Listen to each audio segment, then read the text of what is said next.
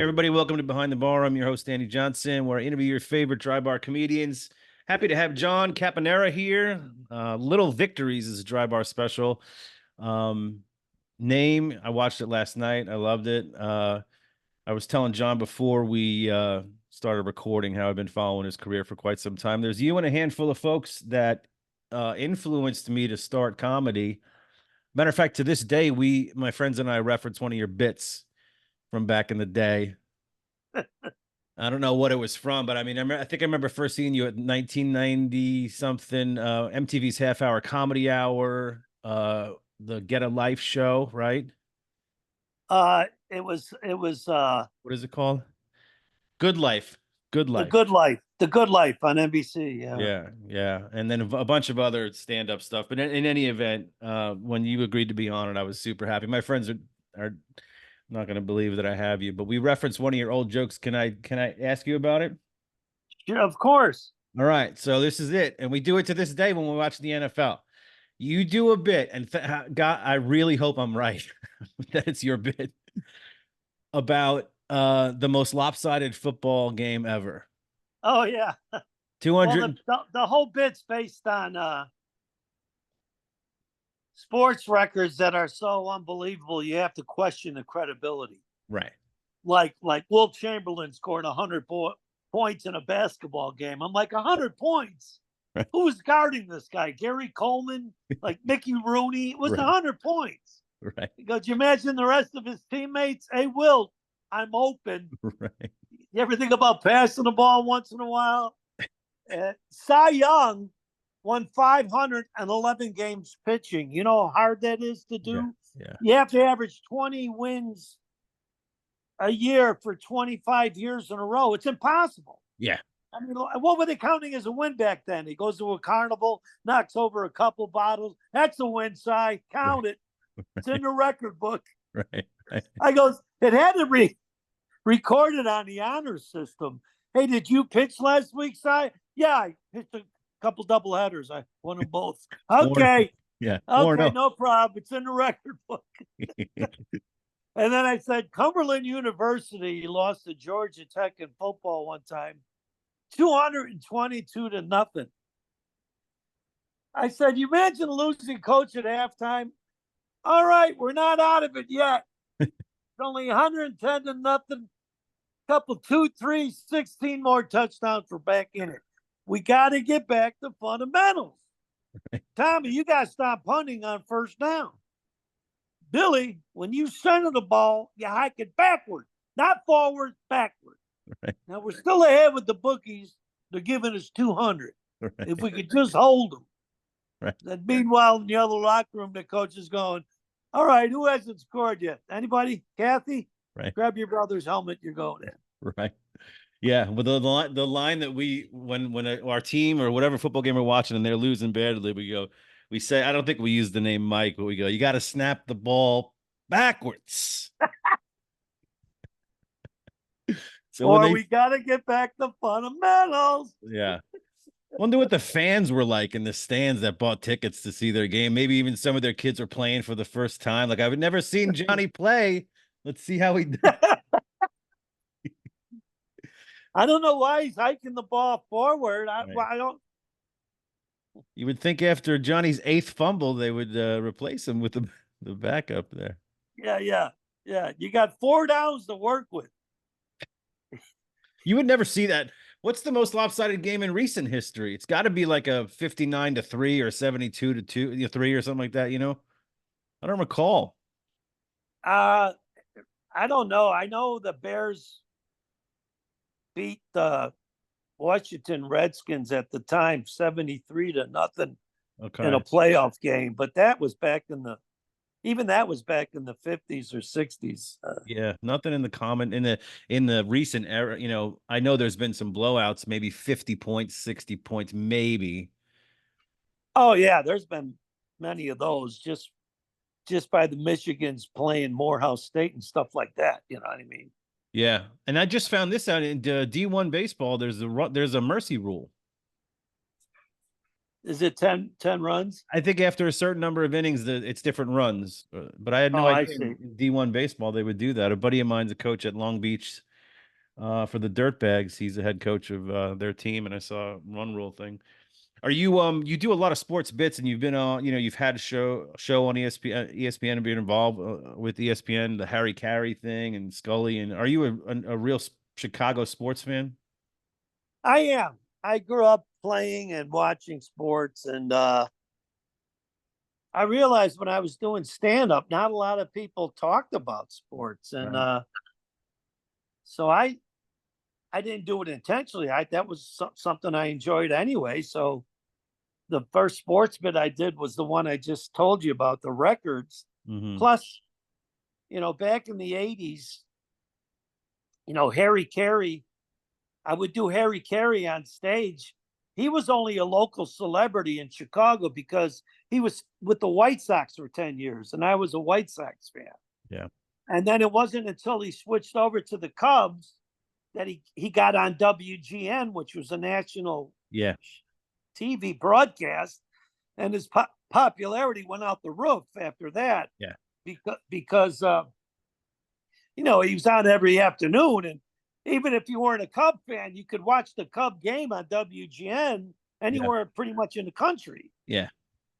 And I when I was doing them in the early '80s, I was he was only a local celebrity, so I could only do him in towns. Yeah.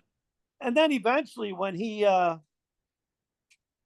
became a national celebrity because of WGN, I would do him on the road, and everybody knew him. Sure. So yeah. I mean, the big thing about Harry is the game was incidental to the story he was telling. Right. I was on Rush Street last night. There's a throw to first. Anyway, I went to this greasy spoon across the street after the game. That's a fastball off Grace's head, both benches empty. And I had a couple. I love the jalapeno peppers. He's on the stretcher. I think he's dead. Finally, I get a hold of some KO pectate because I had indigestion. I mean, I would just go off Yeah. on Harry talking about the game being Would you, incidental to the story he was telling. my buddies and I always we whenever someone points something out to somebody, like like to go look at that, and one of us inevitably goes, look at the guy in the sombrero. It's so bizarre that it just sticks with you. And then what I saw recently, just in YouTubing you and I was trying to find the football bit, the records bit, and came across you doing Harry Carey with Harry Carey on ESPN. Wasn't the Rome show, right? It was something else on ESPN, right? No, it was Roy Firestone had a Okay. show at the time where he interviewed a bunch of sports celebrities, and it was called Up Close with Yeah. Roy Firestone. It's gotta be weird. Is that weird doing an impression of someone in front of them? You know what? I had nothing to lose. I did Harry in my act, and Roy Firestone loved it, and I knew Harry. I heard Harry was fond of the bet. Back in the early '80s, I was doing a baseball routine on stage where, when I first started out, all I did was impressions. I wasn't really a true stand-up at the time. I did this baseball bit where I had all these celebrities playing baseball, and Harry was in the bit, right? Right, right. Well, anyway, one night he was bar hopping in Chicago on Old Town, where there's a bunch of bars, and he ended up popping into Zany's Comedy Club. Oh Well, wow. I had just come off stage, and one of the waiters came back to the back of the room and said, "Hey, John, Harry Carey just walked in with Dutchie, his wife." And the MC goes, "Oh man, we should bring it back up and do your baseball bit." Oh wow. Wow. So I did. I went back up and I did the bit just for Harry because I knew he was in the crowd. Well, he got such a kick out of the bit, he told Irv Tupson, who was a big sports columnist in Chicago that wrote for the Sun Times. He wasn't a sports columnist. He was like he had this column where he mentioned everybody and what was going on in town and all that. And Yeah. Irv Cupson gave me a real big plug because Harry mentioned it to him that he saw me in a club last night and said, "You got to give a shout out to this kid. He's in his 20s, but he did a sports bit that had me really laughing." So I knew Harry liked the routine. Yeah. And then when Roy said, "Do you want to come on with Harry?" I go, "I know Harry. I met him before." And so I wasn't like taken aback by being Right. on the show with him at all. I Right. enjoyed doing the impression for him, and he got a big kick out of it. Yeah. That's great, man. That's really good for you. It was so fun to see. I always wondered if it was like really awkward if you're good at an impression and you're standing there with the person. But having met him before makes it a little easier knowing he I enjoys it. also I also roasted him one time. There was a roast at Bally's in Vegas back in the late '80s. They were roasting Harry Carey and they had like 20 different guys on the dais, all these great sports Hall of Fame players and Jack Buck and several comedians. And I was on the I was on the dais and I did Harry for him again on the dais, and it brought the house down. They Yeah. loved it, and he That's loved so it. great. I ended up drinking with him after the Yeah. roast. How The great guy is that? just loved to drink and hang out and socialize. He was. That's what I loved about him. It's Right. like watching a game with your drunk uncle. Right. And, yeah, and they just pay him big bucks to call what he happens to catch while he's at the game. Well, what was great about Harry? He was old school, and he had done his time. He paid his dues, and he had such a following. They knew they couldn't fire the guy, so he would stay a lot of off. You know, a lot of stuff. A lot of young guys would never get away with. Yeah. But him, like guys like him and Jack Buck and all these old timers that had such a following, you couldn't fire him. Yeah. Even if he said something off color or Yeah. maybe not PC, he Yeah. had too big of a fan base. Yeah. Oh yeah. Like even today, what's his name? Jack Morris got in trouble calling a Toronto Blue Jays game. Um, when he talked about Otani in an Asian accent. I don't know if you heard about that. Uh, He said, like they said, Jack Morris, the Hall of Fame pitcher was, and it was somebody else, and they're calling the game, and the guy says to Jack, how do you pitch Otani in this situation? And Jack Morris goes, very, very carefully oh my in an God. Asian accent. And then he comes back from the break and they're like, I just want to apologize for anybody. And then he was canned or suspended the next day. That's so sad that Yeah. you would Yeah. lose your job over something so silly. Yeah. Yeah. Yeah. Are You know, you're still a it's, Cubbies fan? it'd be funny if he said, "I put 2-1 odds on that he Right. strikes out," because of all the betting Otani was doing, or Yeah. his manager or whatever. Right. Yeah. He just didn't notice, was it 20 million missing or something? Something Yeah, ridiculous. yeah, right. I know. And then he just writes him a check to pay off his debt. Right. How much, how much do you need there, buddy? 20,000? No, no, no. Well, I'm worth 700 million. I think I can handle it. Yeah, it's probably got 20 million in endorsement deals, but I did. I used to do a bit. I said, Mike Trout. This is before the Otani deal came along. I right. said Mike Trout, considered one of the best players in baseball, makes 35 million a year. I said, you know what? I did the math on that. You know what that comes out to? $60,000 an at bat. I go, even if you strike out, it's Right. like strike three. Boo! Yeah, I just bought a boat. Right. Right. You know, I go, you can go 0 for 4 and get a beautiful home right here in the Las Vegas metropolitan area. What's the special occasion, Mr. Trout, that you're buying this home? I went hitless last night. Exactly. You might enjoy this, John. I did a baseball joke I was not allowed to do. I did a show for Chipper Jones Foundation, the Atlanta Braves. You know Chipper Jones. Yeah. It was after he was done playing ball. It's his charity event. I'm doing 15 minutes up front. Another comic's doing 15 minutes in any event. I met with his agent before, and he goes, "Look, just don't. Chipper would prefer you don't do any jokes about him." And I was like, my opening joke is about him. I wrote it. And he's like, "Well, what is it? Tell me what it is, and I'll tell you whether you can do it." And I said, my opening joke was going to be, Chipper Jones named his son, one of his sons, Shea, after Shea Stadium because he hit so well in Shea Stadium, which goes to show you why he didn't name his son Playoffs. Which Because he didn't do well in the playoffs. right, right. So the agent was like, in no way you should do that joke whatsoever. Yeah. And I didn't. But then I told like afterwards, you're doing the meet and greet, the mingle, the silent auction. So Yeah. I'm Terry Pendleton, some of the other Braves players. I told them the joke and they loved it. They're like, "Why didn't you do it?" But I didn't do it. But I thought that was one of my favorite jokes about baseball that I've never got Well, to you tell. know what? If it was for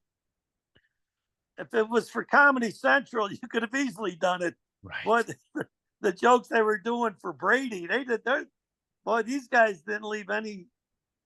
There's no. They don't hold back on those. I tell you what. It's so sometimes it's hard to watch. I mean, I think it's funny, some of it, but it's really a little. I almost feel a little cringy. Like that's really cutting deep. Yeah, yeah.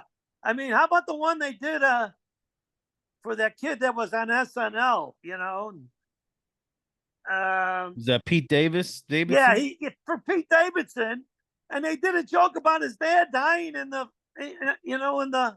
Yeah. 9/11 in the as a fireman. I'm Right. like, Jesus, nothing's nothing sacred. Yeah. Yeah. I think one of my favorite roasts is I forget if I think it was the roast of Saget.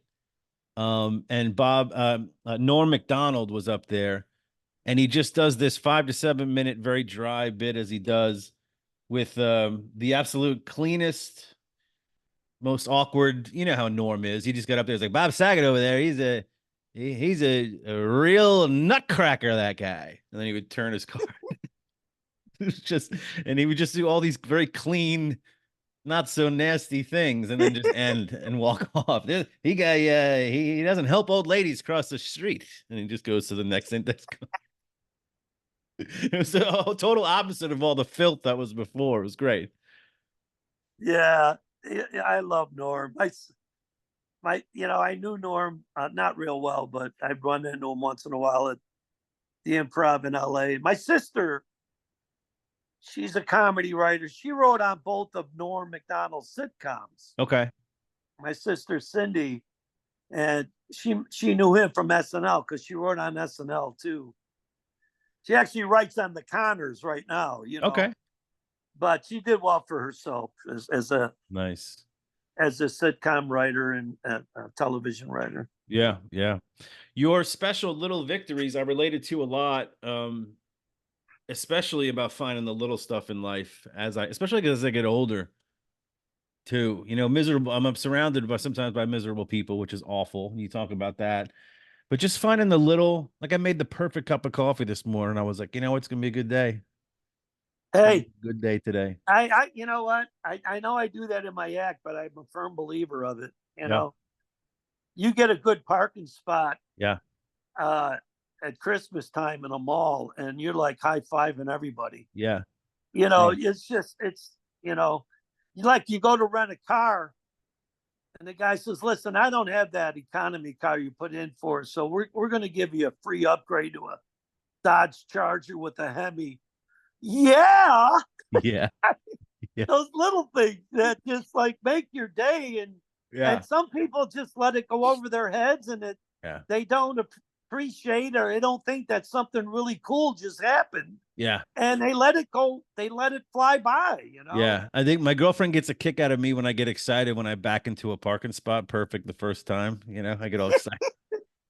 She's like, "What do You you?" wouldn't believe how many people come up to me, and I don't know if they allowed me to do this on the Dry Bar special, but in that bit itself, when something cool happens, I would always go, "Thank you, baby Jesus." Yeah. Yeah. It's in there. Oh, is it in there? All right, because I haven't seen the thing in 2 years. I did that thing 2.5 years ago. They Oh just yeah, it released takes a it. while to get out. Oh, 2.5 years, man. That's why I was doing, COVID jokes about people wearing masks. And I'm like, Right. God, now it looks so dated because they just released it. Right. But anyway, so many people come up to me because you know how many times I go, thank you, baby Jesus, when something good happens? Right. It's because of that stupid bit. Right. I think the negative, I can always spot the negative person too in the crowd, like not the crowd, but like in social, when I hate the people that always go when you kind of share good news and they go, oh, must be nice. I don't like the must be nice people. Yeah, sorry, I worked really hard to get X. You know what I mean? Yeah, yeah. Sorry, Must I be nice. busted. Yeah, must be nice. Yeah, it Yeah, is. yeah. Hey, good for you. Good for you. Yeah, I heard I heard Seinfeld in an interview once, and someone said something to him in the must be nice tone, and he was like, "Yeah, sorry for doing well," Yeah, sarcastically. yeah. It's like people can never just tip their hat or go, "Hey, good for you." Yeah, Hey, congrats, man. yeah, You know, to me, all that kind of negativity and going around in life being like that, you must be a real sour ass to yeah. Because you've, have those type of comments. In other words, you never feel good for anybody, even your kids or your yeah, spouse or anybody. You're always going to be like, gee, why didn't that happen to me? I mean, yeah, because it's what you put out there too. I believe, kind of, you create your own positive environment, and hey, everybody has an aura, I say, and some people are negative and some people are positive, yeah, and I gravitate to the positive. You know, yeah. I like I've always wanted to write a bit about this, and I have never, but the reverse mortgage and the fact that Selleck sells them with his giant mustache, his sweater, and his flannel shirt, and out in the woods somewhere. Do you need a reverse mortgage? I don't even know what it is. He can't even explain what it is. no, and I did it. I go, if this guy was making money doing print ads Right. in the '70s for Marlboro. I go, his mustache, because of that beautiful mustache, his mustache has made more money than I ever made. I go, this guy needs a reverse mortgage? Right. At least use somebody who's believable, like Gary Busey. Yeah. And they just make him so, like, in the commercials, he's just supposed to be the papa, the grandpa with the usually flannel and a sweater, just kind of. I'm surprised he doesn't have a pipe either, like extremely likable. somebody 100. mentioned somebody mentioned that Blue Bloods is going off the air and he actually might need a reverse mortgage now. Yeah, you wonder what the residuals are on the Hawaii. What is it? Hawaii 50. That made Well, him. I mean, the guy's never stopped working, Uh-uh. even from the '70s till today. And like he's not a good guy to be doing reverse mortgage. Yeah. That's funny that the one of the clips that came up on YouTube when I was searching your stuff happened to be the famous Tom Selleck Rosie O'Donnell interview on her show where they had a big beef and they ended it was about the NRA and guns and stuff, and it got pretty heated and it ended early. It was a very awkward conversation. Oh, no kidding. Yeah, Is he a yeah. big gun activist or something? Oh yeah, she's I think he's more conservative, she's more liberal, and she happened to bring it up, and he was like, "Why are you bringing it up? I'm here to promote whatever," and she tried Right. to apologize. It was awkward, which is why I liked watching it. It was very awkward. Is the dry bar special, because you obviously have hours and hours of material? The dry bar special, is that just sort of some of what's in your current hour, or did you specifically put together a set for the special? Oh, a little bit of both. Okay. I have some of that stuff in the current stuff I do, but some of it got watered down because I had to watch. Yeah. It had to be so clean. I had a great line out of that bit of I do about talking to my kids. Right. I said that they're real big Game of Thrones fans, and I got to talk to them Yeah. in that lingo in order to get things done. Yeah. And I had two really great lines, but they wouldn't let me do them Oh wow. I'm in the bit, yeah. you know. And one of them was, "Now go get your mother, my lady. I need servicing. Ah, I'm quite horny, and I need to release some hostages." And they wouldn't let me do it, and of it course. was Yeah. it was the big capper to the whole bit. Right. Right. Right. So, and then I watch it, and I'm like, it just it just loses its when that's your final joke and it Yeah. and it tops the bit off, you know, it, it tops the bit off, Yeah. and then I couldn't put a topping on it. You know what I Yeah. mean? It was It's the exclamation point. I'm surprised they let you say "blow me" a couple times in your I did. special. Yeah, just like instead of saying forget you or whatever, you're like blow me. I don't care. Not in the sexual sense, but just as a way to say piss off. You know what I mean? Like, You know what? They sent it to me and I downloaded it. I still haven't watched it, but I tried to give it to my social media guy who posts stuff for me, and he couldn't download it himself, even right, if I sent them the link. So I'm doing something wrong because right, he takes bits here and there, and he posts it on this site, this Instagram site called John Caponera Videos.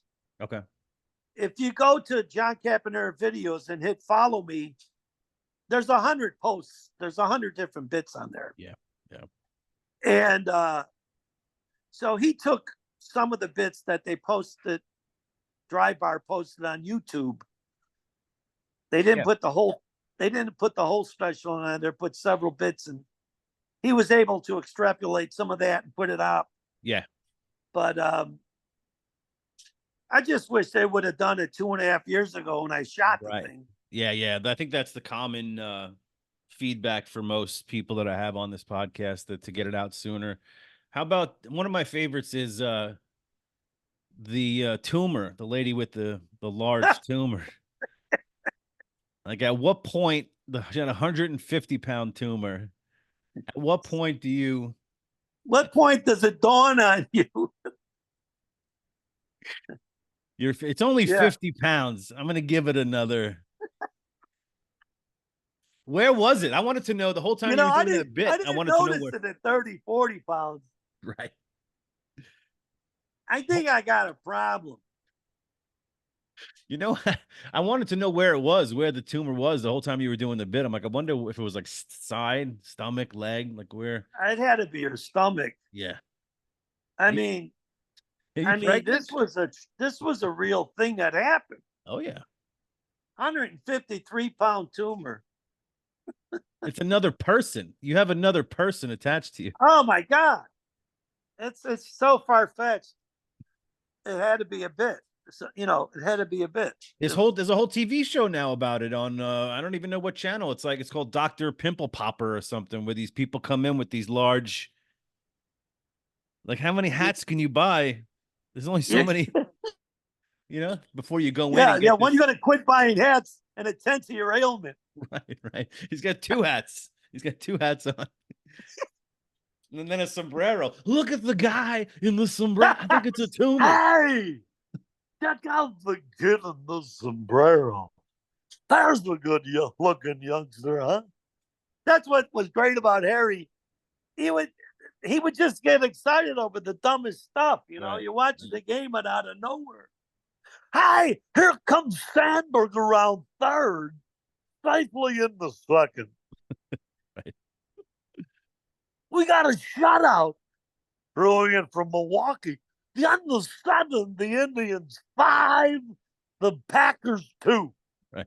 Right. And the thing Sandberg. is, he wouldn't even correct himself half the time, or he didn't even know he messed up. Yeah, I think it's funny when you have a good personality baseball announcer, and he says something wacky, and then there's like a 2 to 5 second beat, and then the straight man just goes right back to the game. He's like, 1 and 2 count. Yeah, I know. He's I like know. Like, Harry Carey's like, hot dogs are 2 for $1 today. And then and then it's the pause, and the other guy's like 1 and 2 on Mark Grace. Just totally ignores it. one time Harry was doing the game. He's doing the pregame, Steve Stone told me the story because they used to do the games together, him and Yeah, Steve Stone, the ex pitcher. yeah, So Harry's doing the pregame. He's like, out of first, we got Mark Grace at first, and so in second, that in third, and such. And all of a sudden he goes, the hell's that noise? It was the person singing the national anthem. He was just so off the cuff. right. Just it was it was like he had no filter. That was the Right. beauty of watching the game. He Yeah, had no filter. It was like watching the game with your drunk uncle, man. the best. It was the best. I remember watching WG. I grew up in New York watching the Yankees and Rizzuto and Sterling and then on WGN I got to watch a lot of the Cubs because that was the only channel. We had 11 channels, growing up, so that Yeah. was it. It was WGN for baseball or WPIX channel 11 for the Yanks. Like that was it. Sometimes I wouldn't even make up stuff about Harry. I would just actually tell the audience verbatim Yeah. what he said because they already knew he was Yeah. far. Some of it was far fetched. One time, Dave Concepcion dropped the infield pop up, Right. and he goes, here's the guy, Dave Concepcion, grew up in the Dominican Republic where the sun shines 365 days a year, and he misses the pop up in the sun. I just can't figure it out. And yeah, if he said that nowadays, they'd be like, "Whoa, whoa, whoa, easy! You mentioned a country." Ridiculous. Oh God, I feel sorry for all those announcers that have to play it so close to the vest now, and with this woke generation, Yeah. it's really well. First of all, it's horrible doing comedy with the woke generation. I even find it hard sometimes when I don't typically go into the crowd for crowd work, but I might like reference somebody in the front row, like, hey, ma'am or sir, do you blah, blah, blah, blah. But now I'm looking at a person. I'm like, do I say ma'am? Do I say sir? Do I just go, hey, you, like human? I don't want to Yeah, yeah, offend which any. is even worse to go, hey, you, Yeah. you know, and I know what you mean. You don't want to say ma'am in case she identifies Right. My name's as Steve. something else. Now you're the idiot. Oh, I'm sorry. The big breast threw me off there. Right. Right. I had, I said, I don't know. I said, people ask me what I identify as. I said, it depends on who you ask. If you ask my ex-wife, I'm a horse's ass. If you ask right, my best friend, I'm the life of the party. right, right, I said, I identify whatever benefits me. right, If it's free drinks at a gay bar, well, then call me Zachary drinking a daiquiri, right, or I'm a queer drinking beer. I right, says, I go wherever the deal is, man. right, right. Watching your special, I had refreshed my memory on what a marionette was. That's a great bit, man. Especially the You know fucking what? That's a true story. That yeah, I got that because I worked the ships a lot and we were always on some island. yeah, And especially in Mexico, they try to sell you everything under the sun. yeah. It was in And yeah. but that was a real thing. The Mary because I was and the way you acted it out. Look, folks, I'm pantomiming. I'm trying to put sun lotion on your wife's back with the marionettes. I'm not very good at this. I said, I wish I had her mother with me, help me interpret. She spoke, she speaks fluent Spanish. I said, well, she's Puerto Rican. She's got that thick accent that she thinks I'm Jewish. Like, Right. listen, Jew, Right. Jew are stupid. Let me tell you something. Jew don't know anything. You stupid, you loco. Yeah. I goes, it was even worse on your birthday. Happy birthday to you. Yeah. Happy birthday to you. I go, And then her trying to use Siri is hilarious. oh, yeah, yeah. She's trying to talk into the phone. That's what really made me laugh. Siri, do you know where is the closest Walmart? There are 5 Walmarts in Juneau, Alaska. No, wait a minute. Listen, Jew. Do you know where is the closest Walmart?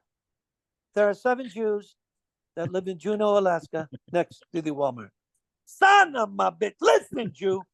Do you know where is the closest Walmart?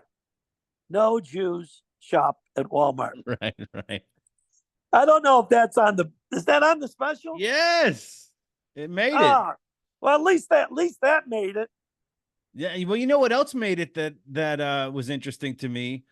The Vin Scully Mattingly thing, the Fuddruck, like he's lip reading Yeah, an yeah, argument between a manager and an umpire.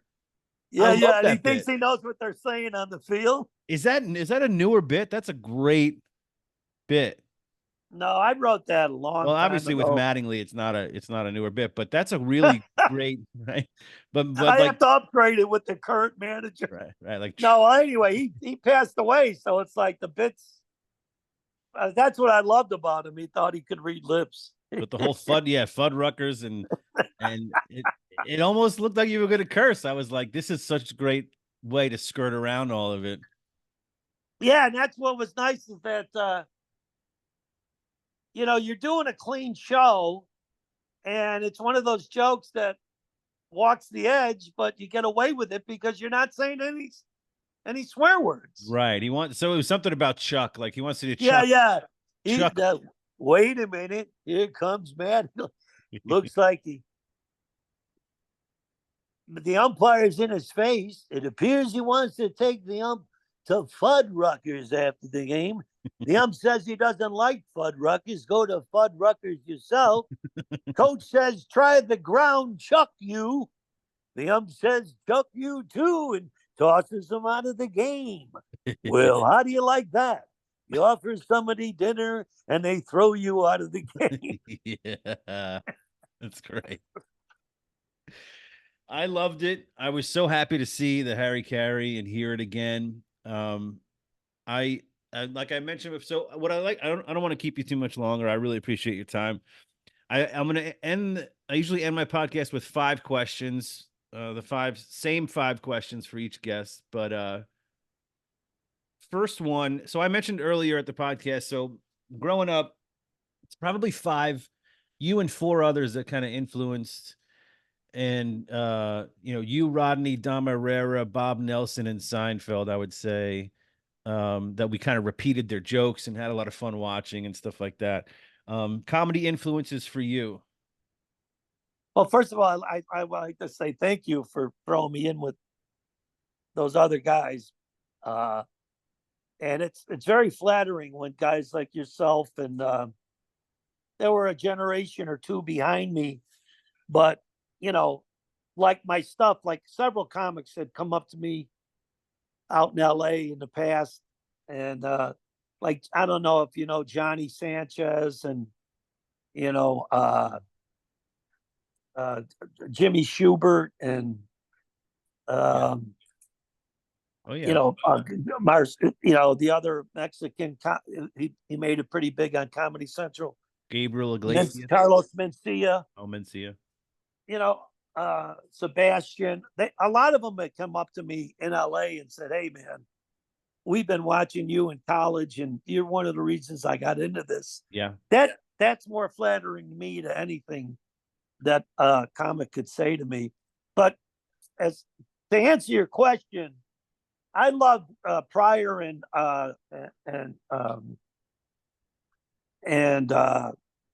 George Carlin, Robert Klein, and Jonathan Winters. Oh yeah. And he made me laugh too was John Binder. I don't know if you remember John Binder. No, I'll have to look him up. Oh my God, he did some of the funniest impressions John Binder. Yeah, look him up. I will. He's an old school guy that I used to watch on Ed Sullivan's show, and but some really funny stuff. He made me laugh a lot. But Yeah. Robert Klein, and yeah. Uh, Okay. Currently, the guys who I really think are great is Bill Burr, and I love Brian Regan. Really makes me Oh, of laugh. He's course. so clean and yet so funny. Yeah. Just he's just a hoot in my eyes. Yeah. And I would agree. Brian Regan, Nate Bargatze, yeah, Nate's funny. very clean, very. What about second question? If you think back to your childhood, like for me, I can think back to the very first joke I was ever told. My grandfather told me a street joke, and I kind of, when I was 7, 8, 9, and everyone was laughing, I'm laughing. It was my first like click as a kid, like, oh, humor is a thing. You know what I mean? Do you have anything like, did you grow up in a funny family in any way? Oh my God, so funny. I mean, like my sister's a comedy writer. I'm a stand-up, and Yeah. I had four sisters and a brother growing up, and big Irish and Italian family, and so many cousins, 35 cousins, Wow. just on my mom's side, because she had seven in her family. Yeah, they all had five kids. So I had 35 just cousins on my mom's side. And my dad had one brother, and he had nine kids. So Wow. there was just, family gatherings were just a hoot. I could imagine. But, Yeah. but going back when I was a kid, it's so funny you bring this up because when I was a kid, my grandfather was a singer, my Irish grandfather, Jumpin' Red Cassidy, and he sang. He actually was a professional singer. He had a couple albums back out in the 40s, but when he sang at our gatherings, for St. Patrick's Day or Easter or Christmas or whatever, he he ran the show. He sang all his songs, and all his kids, my aunts and uncles, they all knew the songs, and Right.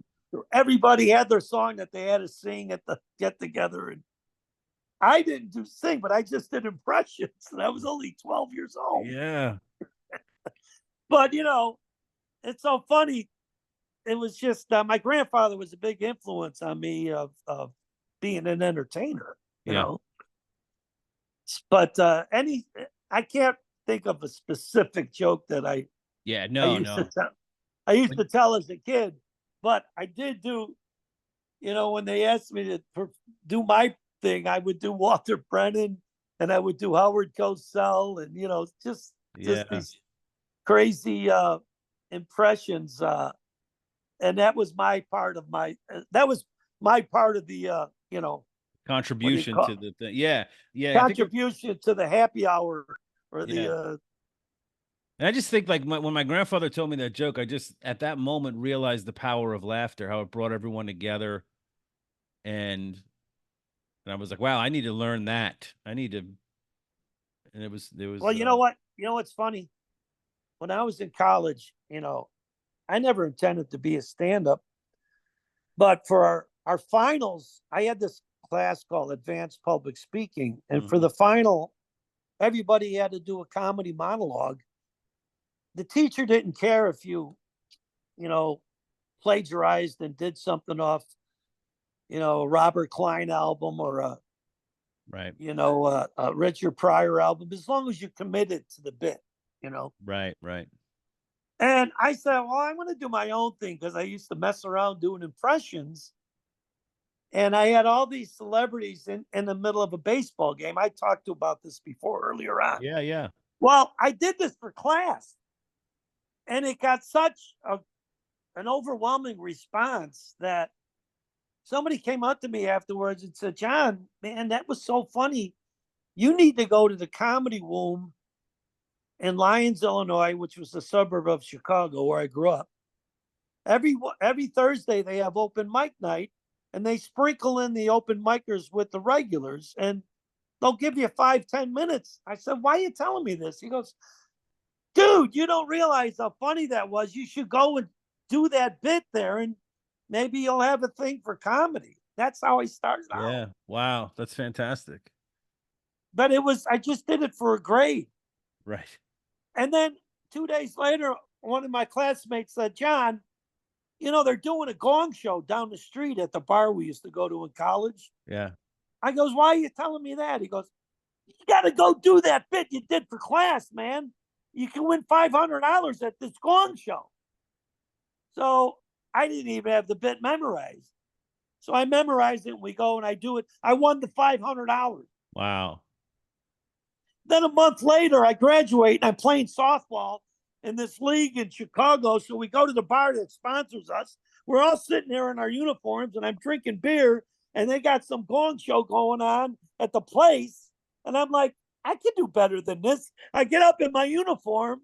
I do the same bit again. I wrote for class and I win another $500. There you go. And I go, I won $1,000 within a month doing this stupid routine. I go, maybe I should try this stand up thing. And you were wearing the uniform too. That helps the bit as well. In Oh, uniform. of course, yeah, Yeah. that's right, because it was a baseball bit. Yeah, What what's your favorite? Do you still have a favorite place to perform? Maybe Zany, Chicago, or yeah, I really enjoy the Zanies Rosemont Club is perfect for doing comedy. yeah. It's just set up nice, and if you ever get a chance to play it, it's a great room. There's no holes. All the sight lines are great. Sound system's great. It's it's a real treat to play there. Plus, it's my hometown, so Yeah. I could do inside stuff that only Chicago people know, and it's just a great room to perform in. Uh, I used to love doing Hilarities, which was in Cleveland. Right. Right. I played there for 30 years in a row, and uh, that was always a good, fun room. Cleveland crowds were always good to me. Always Yes. had fun there. Uh, what other clubs did I really like? I used to like the Funny Bone in St. Louis. I worked there for years, and that was always a fun room. And Detroit, the Comedy Castle was a fun room. Um, What the Comedy Store, I played many a night at the Comedy Store. I worked there for 30 years, going up all the time. And that's where I was seen by NBC, and they offered me a sitcom. yeah. That's where my sitcom came from. I ended up opening up for Tim Allen down in Orange County, and some of the Disney execs were there because Disney produced Home Improvement, Hmm. and they saw me, and they really liked me, and they said, "Hey, would you do another show? We want to bring Warren Littlefield out." So I set up a night at the Comedy Store, and I got on the phone and called in all my markers. I said, "Hey, man, you just got to Yeah. come tonight." Yeah. I said, "Laugh like De Niro in Cape Fear when he's in the movie theater, Right. just laughing at the screen." I don't know if you remember that scene. Yeah. Yeah. I said, and anyway, I had a really good set, and they offered me a pilot the next Right. day. Right. That's great, man. Last Yeah, question. so Go ahead. yeah, No, go ahead. no, so I definitely had to mention the Comedy Store in LA. Yeah, That's always intimidating place to me when I hear about. I've never performed there before, but it always seems intimidating to me because so many greats have come out of that. I don't know why. well, it's so funny. I don't know if you have time. Do you have time? Yeah. When I first went out to LA, it was 1985, August, August 29th. I remember because it was the day before my birthday. I was going to be 30 years old or something. And they put me up at the Hyatt. I was out there to do Star Search, with Okay. Ed McMahon. Oh yeah. Okay. 1985. And I look down out of my window from the Hyatt down below and I see the Comedy Store right next door. Right. I'm like, oh man, I'm taping the next night. And I'm thinking, I wonder if I could go down there and practice my set. So I go to the front desk and I mean, to the box office and, hey, I'm a comic doing Star Search tomorrow. Is there any way I can get up on stage tonight? And the doorman, he goes, let me talk to, let me go see. So he comes back. He goes, yeah, we'll get you up. Just hang in the back of the room. So I finally get up and I do 10 minutes, and I have a really good set. And I get off stage and they go, Mitzi wants to talk to you. And I'm like, who's Mitzi? It's just the owner. Oh, okay. Well, apparently she was in the back of the room watching the show. And she says to me, hey, are you out here for good? Or did you just come out to do the show? I said, no, I moved out here, Mitzi. I'm going to give it a go. She goes, call in Monday for spots. Wow. Well, apparently everyone starts patting me on the back and shaking my hand. I'm like, what's going on? They go, dude, she just made you a paid regular. I go, there's guys working the door here for 2 years trying to become a paid regular. Wow. Yeah. And that's how lucky I got right off the bat moving to LA. But I didn't go to LA with just 10 minutes. I Right. was headlining in the Midwest. Yeah. I had a 45-minute set even before I came to LA. Yeah. Yeah. Yeah. So it wasn't like I was a newbie. But she took me under her wings right off the bat and let me play Vegas. She had Comedy Store at the Dunes. She had the other club down in San Diego called the Comedy Store in La Jolla.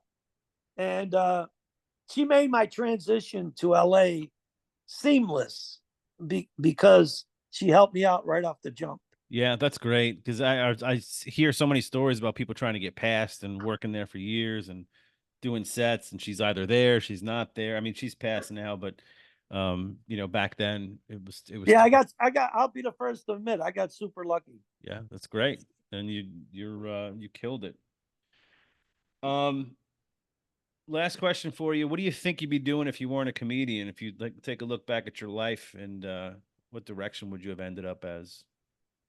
It's funny. That was the question the writers asked me when I got my pilot because we're trying to figure out Oh, what kind of a show would it be? Would it be a family show? Would it be, they said, where would you see yourself if you weren't doing stand up? And I go, I don't know.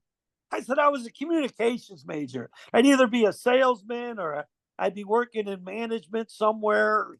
I did have a degree. I said maybe I would have been a teacher. I don't know. So they ended up making me this manager of a lock company. And it was a funny part of the show at the workplace at the lock company. yeah. But it's funny you asked. That was the same question they asked me, trying to Huh. figure out how to approach the show. And the Yeah. two writers were ex writers for Letterman and The Simpsons. They were Oh, wow. they were the showrunners, and we settled upon me being a manager of a lock company, and it ended up working out really well. But I don't know where I would be. I think eventually I always wanted to be an actor. I would have found some way to take classes and get back or do plays or whatever. Because when I did move to LA, I did start taking acting classes again because I did several plays in college. And I thought if I got seen as a stand up and I got offered to do a part, I wanted to be ready for it. Right. I wanted to have acting chops. So I started taking acting again when I moved to LA. And when my opportunity came along, I was ready to carry the show and be the Yeah. lead actor in the sitcom. Yeah, and then before that, you did maybe before or after or in between, um, you were on different episodes of different sitcoms before. I don't know if it was a Law and Order or one of Yeah, those. I did. I was getting parts here and there before I landed that sitcom. Just little parts. I did a little thing on Law and Order. I did a thing on. I did a I did a small part on Blossom. I did a small part on Popular. I did a small part on different shows, and then yeah, then I hit it. I hit a home run with that pilot, and it ended up being put on as a mid-season replacement show. Yeah, yeah. Well, look, man, I appreciate your time. I'm glad we got to do this, and people could see your special on drybar.com or all over social media. Little Victories or johncaponera.com is your site. That's my website, but Yeah, if they want to see a ton of clips of me, they could go to John Caponera videos and yeah, follow me on Instagram. yeah, absolutely. But I hope our paths cross in the future, man. And I appreciate you taking Yeah, the time. I don't get to New York, but are you living in No, Manhattan? I'm in Florida now. Oh, no kidding. Yeah, yeah, North You're Florida. running to Jimmy Schubert down there when you're Yeah, Schubert's about 5 hours south of me. I saw him a year and a half ago or so down in West Palm Improv. you do the ships once in a while when you're down there? I haven't yet. I've been offered the ships, but I kind No, of I do. mean it's a natural segue if you're living out of Florida. Yeah, I think eventually I will because I've been offered it twice, two different cruise lines. So Yeah. um, we'll see. I mean, if you don't have to do them, all the better. But I mean, it's just so. I had three kids. I had to do them just to make ends meet. Yeah, yeah, yeah. It's a good, especially if depending on the cruise lines, and I understand they bump you up after over time or whatever as far as pay and stuff like that. But and a ton of Right. work, and I know guys Well, that. if Go you're ahead. getting a ton of work without the cruises in Florida, then God bless you. More Yeah. power to you. No, no. I mean, the cruise lines have a ton of work for people. I mean, They do. They do. But it's a double edged sword. You don't want to be stuck out at sea, and it's almost like you've thrown in the towel uh, as as far as pursuing your career. right.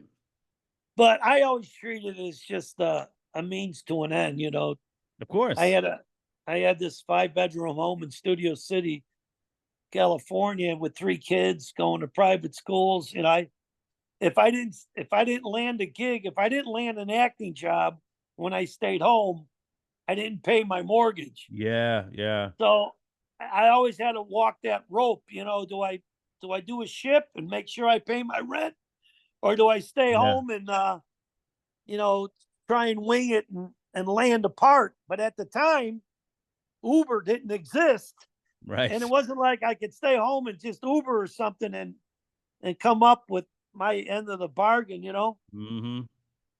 But Yeah, I may do it. I may do it down the road. I'm fairly certain I will do it, especially being in Florida. Just a few hours from Cape Canaveral too, the main port for some of the cruises too. are you near Orlando? Is that where you're near? Near Jacksonville, more northeast. Yeah. All right. Yeah, for sure. All right, man. Well, hope to see you on the road, and I appreciate you doing this. All right, Danny. It was yeah. This was great. I do a lot of these, and they don't always go as well, but All I right, had man. fun. Probably because you're a sports fan, it made it so easy. Awesome. Thanks, John.